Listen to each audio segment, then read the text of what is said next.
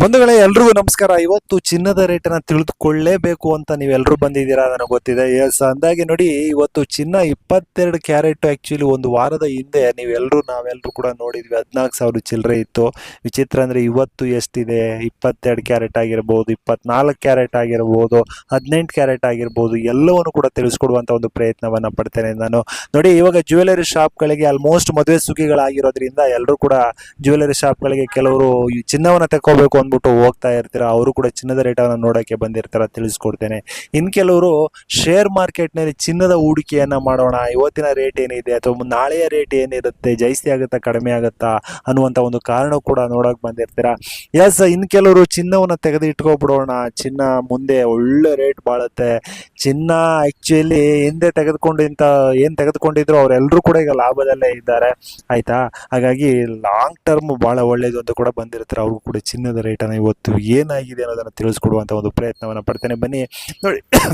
ನೋಡಿ, ಇವಾಗ ಬೆಳ್ಳಿಯ ರೇಟ್ ಏನಿದೆ ತಿಳ್ಕೊಬಿಟ್ಟು ನೆಕ್ಸ್ಟ್ ಚಿನ್ನದ ರೇಟನ್ನು ತಿಳ್ಕೊಬಿಡೋಣ. ಬೆಳ್ಳಿ ಇವತ್ತು 1 kg ಬರೋಬ್ಬರಿ 2,75,000 ಆಗಿದೆ.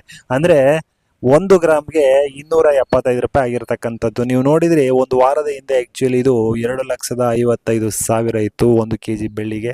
ಇವತ್ತು ಇದಕ್ಕಿದಂಗೆನೆ 2,75,000 ಆಗೋಗಿದೆ ಬೆಳ್ಳಿ. ಎಸ್, ಅಂದಾಗೆ ಇನ್ನು ಚಿನ್ನದ ರೇಟು ಏನಿದೆ ಅದನ್ನು ಕೂಡ ನೋಡ್ಕೊಬಿಡೋಣ. ಯಾಕೆಂದ್ರೆ ಹಾವು ಏಣಿ ಆಟದ ಥರ ಚಿನ್ನ ಆಡ್ತಾನೆ ಇದೆ.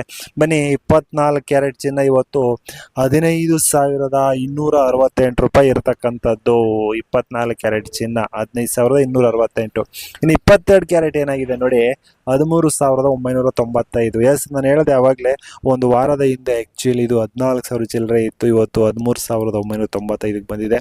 ವಿಚಿತ್ರ ಅಂದರೆ ಇದು ಇನ್ನೊಂದು ಸ್ವಲ್ಪ ಹಿಂದೆ ಆ್ಯಕ್ಚುಲಿ 13,600-700 ಇತ್ತು. ಈಗ ಸ್ವಲ್ಪ ಚೇತರಿಕೆಯನ್ನು ಕಂಡಿದೆ 22 ಕ್ಯಾರೆಟು.